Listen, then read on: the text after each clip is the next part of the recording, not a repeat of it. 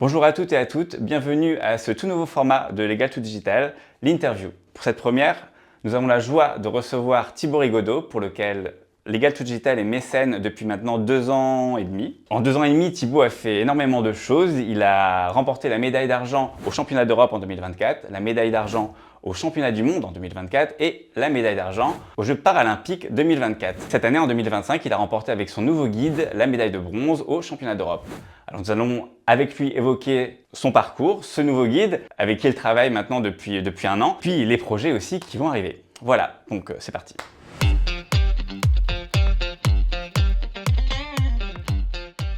Première question, Thibaut, comment est-ce que tu vas ?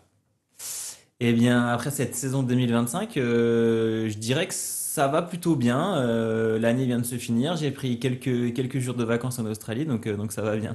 Quelques jours de vacances, c'était aussi, t'es allé en Australie pour le taf, j'allais dire. Mais non, t'es allé en Australie pour le sport, pour la compétition. T'as profité aussi de ce moment pour passer un peu plus de temps, c'est ça ? C'était quoi la Exactement, ouais. compétition ? C'était la dernière course de la saison en Australie en octobre. C'était les championnats du monde, donc la course la plus importante de l'année. Et c'est vrai qu'on a profité d'être en Australie pour faire quelques jours de décompression après la course, mais on a quand même d'abord fait notre travail. Et notre travail de sportif, c'était de faire la course avec François, mon nouveau guide, sur ces championnats du monde en Australie. D'accord, alors on va aussi recontextualiser pour ceux qui ne te connaissent pas encore. Voilà, tu es para-triathlète, C'est ça. tu as 35 ans, tu t'appelles Thibaut Rigaudot et tu es, comme je l'ai dit tout à l'heure en introduction, tu as plusieurs titres à ton actif et tu as aussi beaucoup d'humour. Est-ce que j'ai bien résumé ? Je pense que ouais, t'as bien résumé, hein. Ok, tu le disais tout à l'heure, tu as un nouveau guide qui s'appelle François Martin, Mhm. avec lequel tu t'entraînes depuis maintenant 1 an, c'est ça ? Ouais, on a commencé un premier stage en janvier 2025, donc ça fait même pas encore un an qu'on travaille ensemble.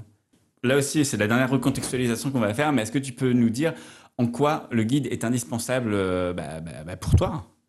Ah ouais, le guide c'est indispensable dans la perf, dans la réalisation de la perf, parce qu'il est avec moi en natation, en vélo et en course à pied. En natation, on a un lien entre nos deux jambes. En vélo, on est en tandem et en course à pied, on a un lien soit à la main pour certains. Nous, on a un lien plutôt entre nos deux bustes avec une petite cordelette entre nos deux bustes. Donc en fait, le guide c'est hyper important parce qu'on forme qu'un. Et le but, c'est d'être le plus performant possible individuellement, mais aussi tous les deux. Donc ça requiert quand même beaucoup de travail, d'apprentissage à deux. Et ça peut mettre du temps. Et c'est pour ça que une saison, on va dire que on progresse, mais c'est pas encore suffisant pour atteindre notre meilleur niveau possible. Et outre l'aspect sportif, au quotidien, François, il connaissait pas aussi le handicap visuel.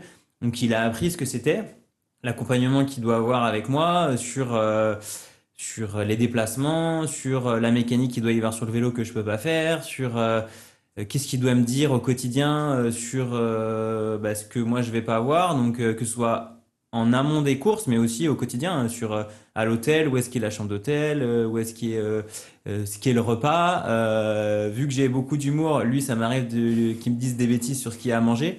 Donc des fois je peux avoir des bonnes surprises ou des mauvaises surprises. Non, voilà, donc on forme un binôme assez sympa parce qu'on s'entend très bien et dès le début on a tout de suite matché humainement.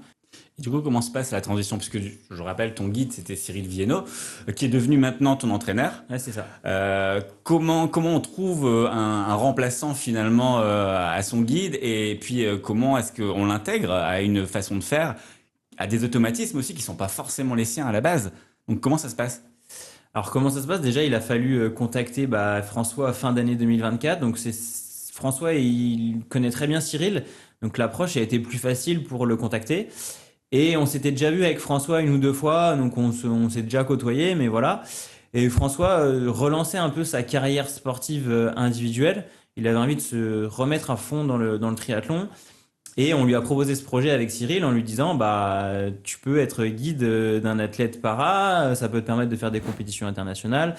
Et quand on s'est appelé, il a tout de suite été intéressé. Et on s'est dit qu'il faut quand même qu'on commence à travailler ensemble. Avec Cyril, on a proposé, on avait un stage qu'on fait tous les ans, souvent à Lanzarote l'hiver, parce qu'on a des bonnes conditions pour s'entraîner. Et lui, on l'a intégré doucement sur le tandem. Il a fait une séance d'1 heure et demie, puis 2 heures, puis 2 heures et demie.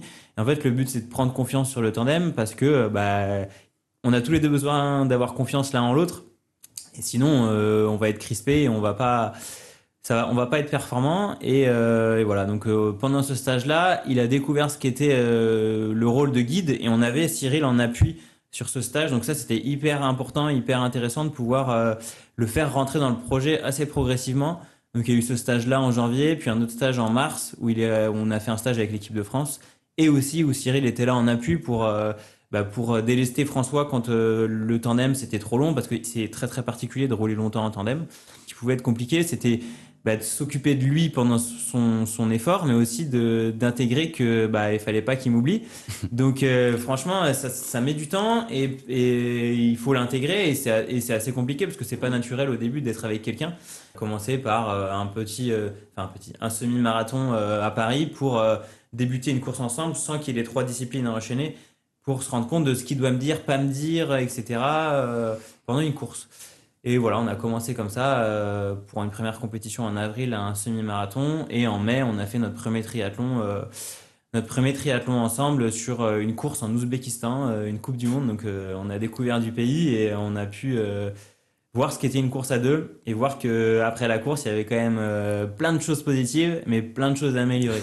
Donc C'était quoi quand tu cours avec lui pour cette première course justement, pour cette première compétition? Qu'est-ce que vous vous dites après? Quelles sont les choses négatives? Quelles sont les choses positives? Oh, peut-être pas tout, mais au Ouais, moins ouais, non, les principales. il y a eu quelques choses négatives. C'était plutôt sur sa première course en tant que guide. Donc, à la sortie de l'eau, on a un lien entre nous qu'il faut décrocher.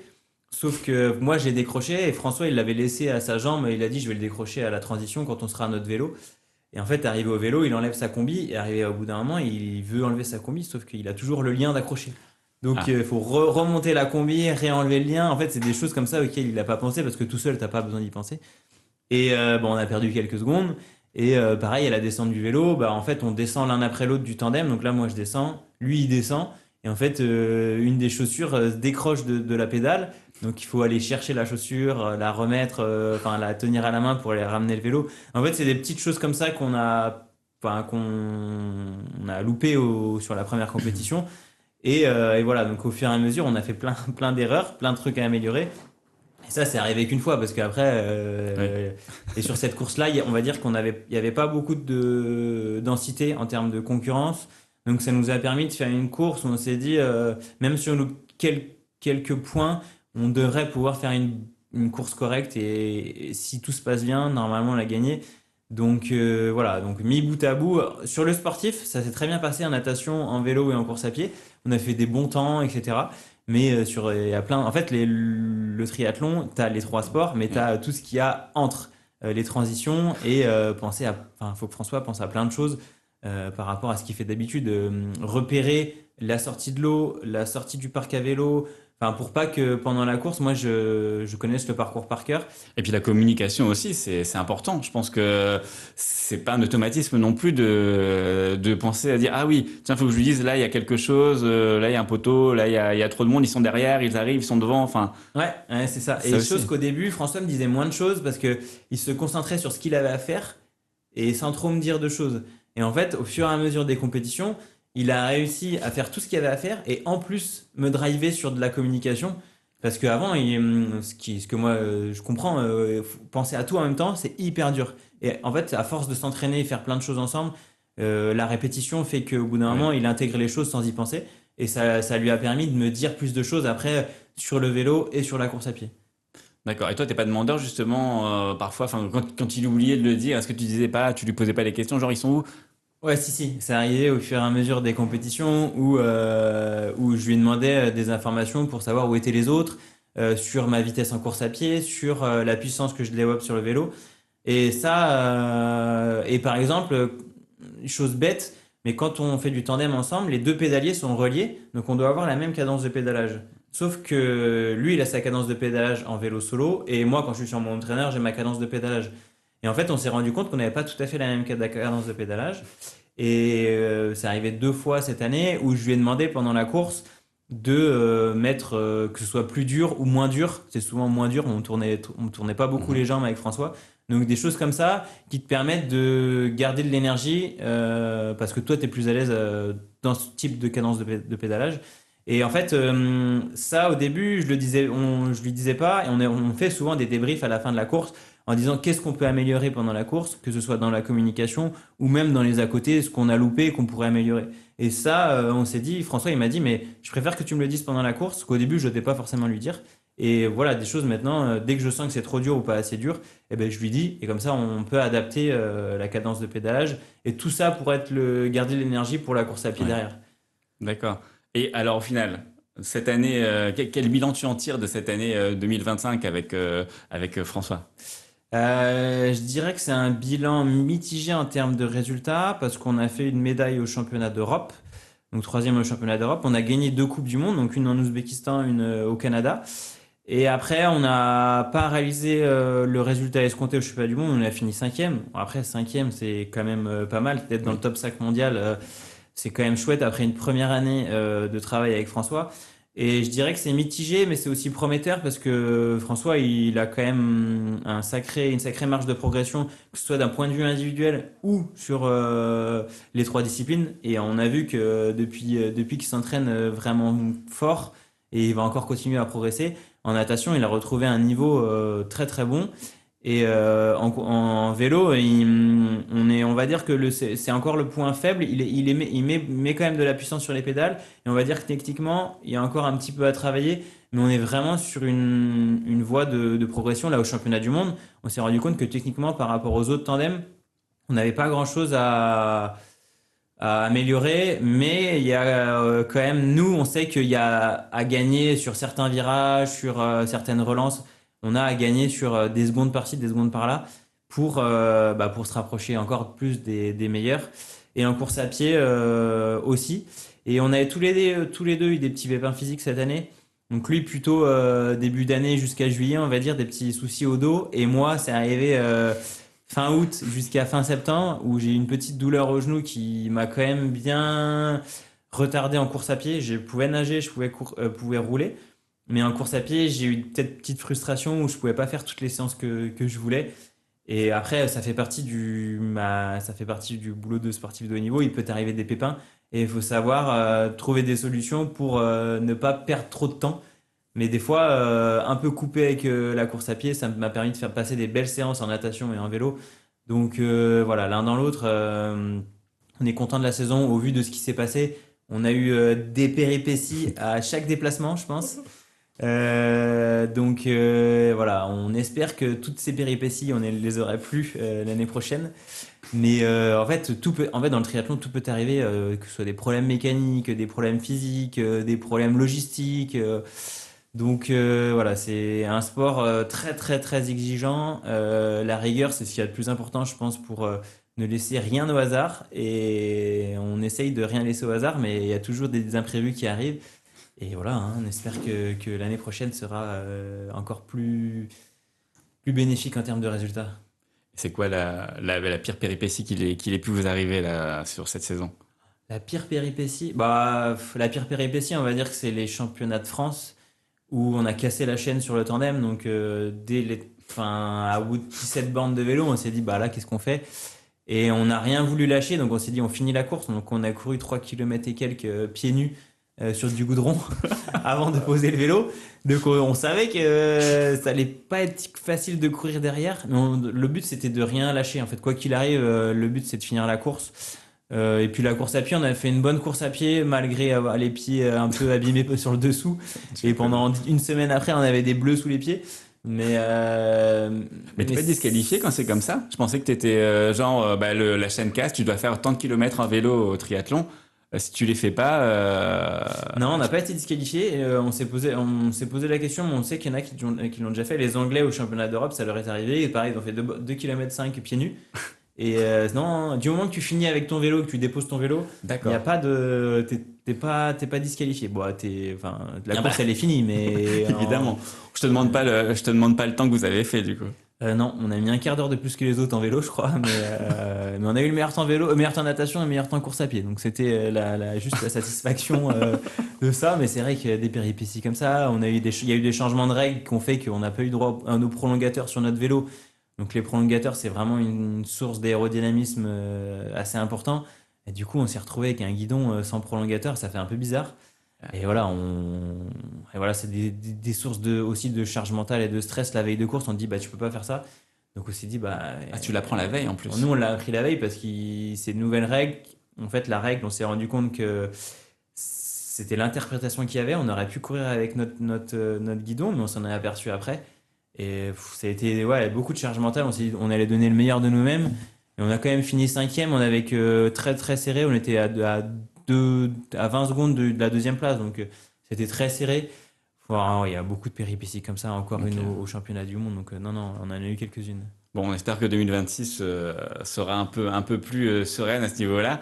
Et d'ailleurs, est-ce que vous avez des objectifs pour 2026? Parce que j'imagine que toi, l'objectif final, c'est évidemment, enfin final, c'est pas final, mais que l'objectif, c'est les JO déjà de Los Angeles. Ouais. Mais 2026, c'est quoi? Du coup, vous voulez, bah, j'imagine, améliorer les temps, améliorer les Ouais. performances, tout ça. Bah, déjà, ouais, être plus performant en termes de données pures et de data sur ce qu'on produit sur la course. Et aussi, bah, cette année, on va avoir un championnat d'Europe en Espagne en mi-juin et un championnat du monde aussi en Espagne fin septembre. Et nous, ce sera les deux objectifs clés sur cette saison. Et vraiment être le plus performant possible. On va forcément viser un podium, mais bah, se rapprocher des temps des meilleurs. On a des petits objectifs de sortir de l'eau avec les meilleurs nageurs, de gagner du temps, on va dire de gagner entre 30 secondes et une minute sur le vélo par rapport à l'année dernière, et gagner quelques secondes en course à pied. Mais si on s'entraîne bien et qu'on est rigoureux, il n'y a pas de raison qu'on ne le fasse pas. Et tout le monde, enfin avec Cyril qui est devenu mon coach, on est quand même confiant sur notre évolution du binôme et nos évolutions respectives sur nos capacités intrinsèques à produire des choses cool. Donc il Oui. n'y a pas de raison. On va quand même se mettre des objectifs comme ça, qui sont ces deux gros objectifs, et puis des petits objectifs annexes sur des compétitions à droite, à gauche. Surtout en Europe, cette année, il va pas y avoir beaucoup de compétitions, je pense, hors du continent. Et D'accord. voilà. Donc c'est plutôt positif. Enfin, en termes de, pour vous, ça tombe bien parce qu'au moins il n'y a pas de décalage horaire possible. Enfin, il y a Ouais, ni de changement climatique aussi trop intense. oui. Donc du coup, c'est plutôt bien de faire cette nouvelle année, voilà, en Europe, quoi. Ouais, ouais, Enfin, c'est ça. Nous, en fait, on sait que bah, le décalage horaire et la chaleur, c'est pas notre fort. Même si là, en Australie, ça a été. Il a pas fait trop chaud. Mais oui, on préfère des conditions tempérées. Et voilà, après, de toute façon, en triathlon, il faut être prêt à toute éventualité. Donc, oui. ça peut changer à tout moment. Donc, on est prêt à tout, hein. Et alors, je n'ai pas terminé. Je voulais aussi poser quelques questions par rapport au retour, toi, que tu as pu avoir depuis les JO. En fait, est-ce que tu vois un changement en termes d'image et en termes de regard sur le handicap aussi des gens?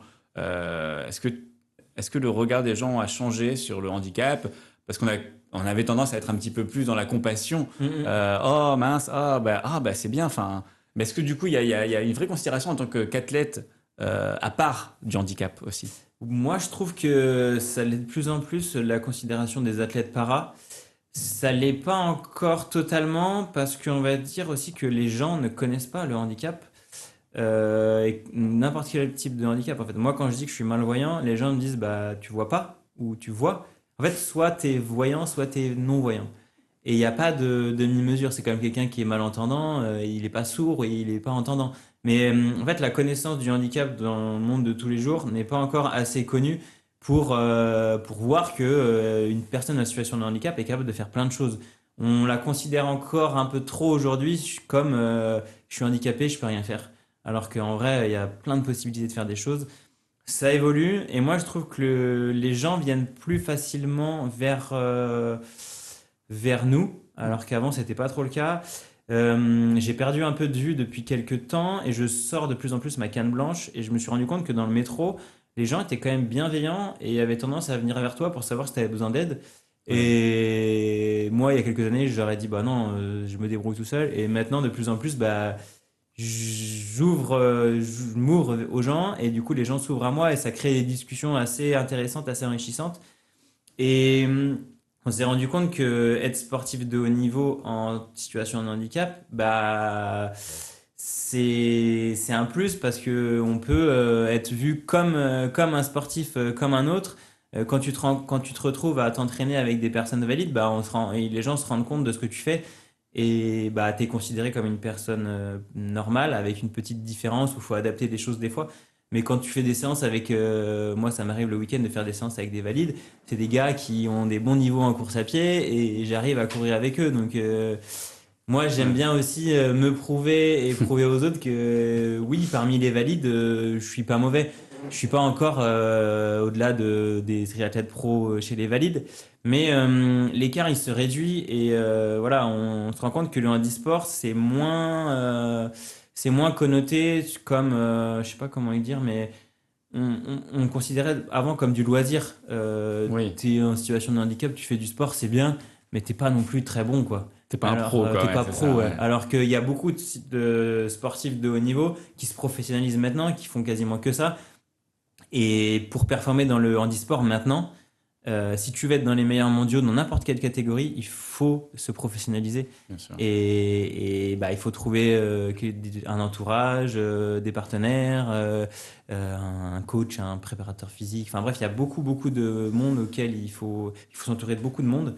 Et ça demande de se professionnaliser. Et c'est pour ça que maintenant, les sportifs handicapés sont considérés comme des sportifs à part entière. Bien sûr, ouais. Mais d'ailleurs, depuis que tu as, depuis les Jeux, est-ce que tu as eu aussi une différence, notamment en termes des partenaires, des sponsors? Est-ce que tu intéresses plus, on va dire, les sponsors ou est-ce que c'est encore très compliqué? Parce que, évidemment, Ouais, avant les JO, tu avais l'effet JO, donc évidemment, tu avais des gens qui étaient là pour qu'on les voit, les ouais, partenaires qui ouais, étaient bien là pour sûr. qu'on les voit, mais c'est rare pour un athlète, même qu'il soit handi ou pas, hein, Oui, pour un oui. athlète d'avoir des sponsors qui le suivent pendant de longues années. Donc est-ce que toi, ça t'a été bénéfique ces jeux ou alors pas forcément Alors, je pense que moi, ça m'a été bénéfique.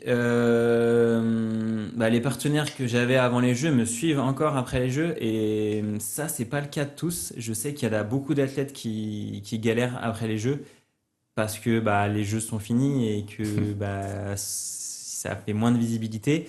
Et je sais que beaucoup d'athlètes galèrent. Moi, j'entretiens de très bonnes relations avec mes partenaires et je pense que ça fait aussi, ça a du sens de montrer que bah, le handicap, le handicap et le sport de haut niveau, tu peux facilement faire des liens entre entreprise et sport de haut niveau. Et handicap aussi, tu peux intégrer. Et moi, je pense que c'est important de garder une bonne relation avec les partenaires. Et c'est ce qui fait la force d'un binôme. Donc là, je Mhm. compte que c'est relation partenaire sportif, c'est une relation, un binôme. Et moi, j'estime que je suis privilégié de pouvoir entretenir des bonnes relations et de pérenniser, d'avoir pu pérenniser ces accords avec les partenaires. Et bah, du coup, déjà, merci à Legal to Digital d'avoir continué à m'accompagner. Avec plaisir. Et ça aide énormément au quotidien parce qu'on peut partir en stage, on peut faire des choses. Et le triathlon, c'est vrai que c'est assez onéreux et de pouvoir faire ça au quotidien, c'est une chance. Et voilà, je sais qu'il y a encore beaucoup d'athlètes qui aimeraient continuer, mais ils se posent la question des fois d'arrêter parce que bah, ils sont plus accompagnés ou ils sont moins accompagnés.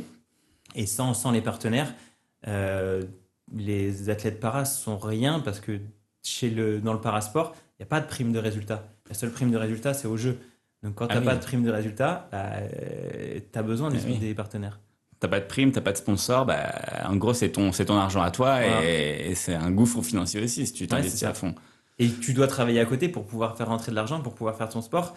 Et bah, c'est source de Ouais. fatigue, surtout quand tu fais du triathlon. Je connais des gens qui travaillent, qui font du triathlon. Quand tu travailles ne serait-ce que 15 heures dans la semaine et que tu veux caler 15 heures d'entraînement dans la semaine, en termes de fatigue, au bout d'un moment, bah, tu arrives Ouais, fatigué c'est sur les sûr que compétitions et du coup, tu fais des contre-performances. bien sûr. Donc l'un dans l'autre, bah, ça va pas dans le bon sens.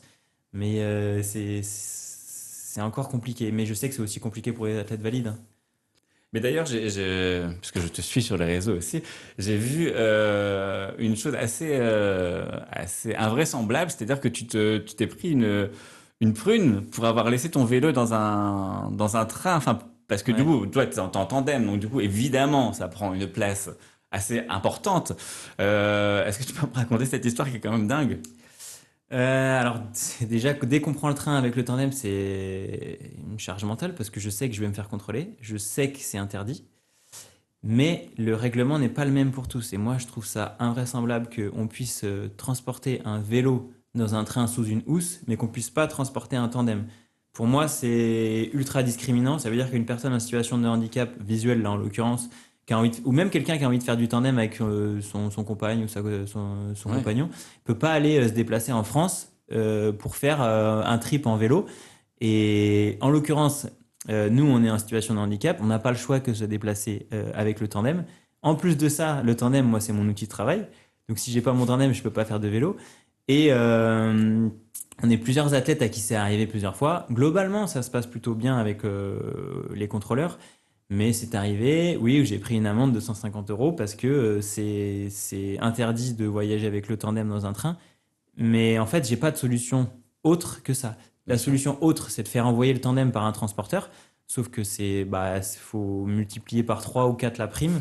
La prime, pardon, la prune, Voilà. l'amende.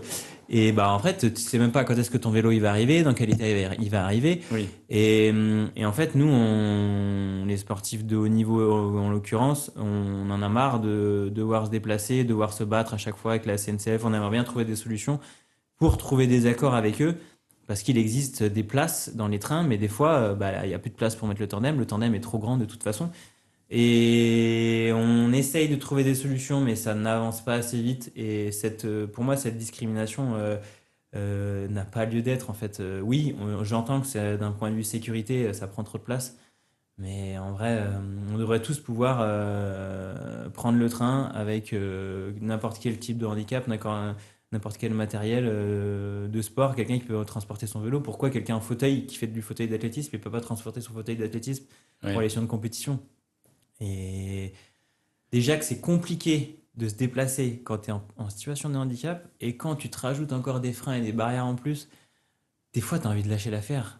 Et ça, c'est source de démotivation. Enfin, c'est un enfer. Et en fait, moi, je leur dis, mais comment je fais? J'ai pas de voiture, je peux pas me déplacer avec ma voiture et mettre le tandem dans la voiture et aller sur une compétition. En plus, tu prends un moyen de locomotion plutôt écolo. Et voilà, Ils sont quand même, ils écoutent quand même, ils entendent, mais certains non, quoi, En fait, apparemment. franchement, moi, 95% du temps, ça se passe bien. Des fois, les contrôleurs arrivent en frontal et en fait, quand tu discutes avec eux, bah, ça se passe bien, ils comprennent la situation. Mais ouais, on est dans leurs règles, on devrait prendre une amende à chaque fois. Parce que toi, ton handicap, c'est vrai qu'il se voit pas forcément quand t'as pas ta canne blanche, quand t'as pas des lunettes, Ouais, ça se voit pas, ça se voit pas. Donc effectivement, ils peuvent se dire, bah, ils se moquent de moi. ouais, c'est Enfin, ça. Là, il y a un autre Français qui a pris une amende cet été. Et moi, l'amende que j'ai pris qui m'a marqué, c'est juin 2024. J'obtiens ma sélection pour les Jeux paralympiques. Une semaine après, je vais au championnat. Non, je vais sur une compétition à Besançon, une Coupe du Monde.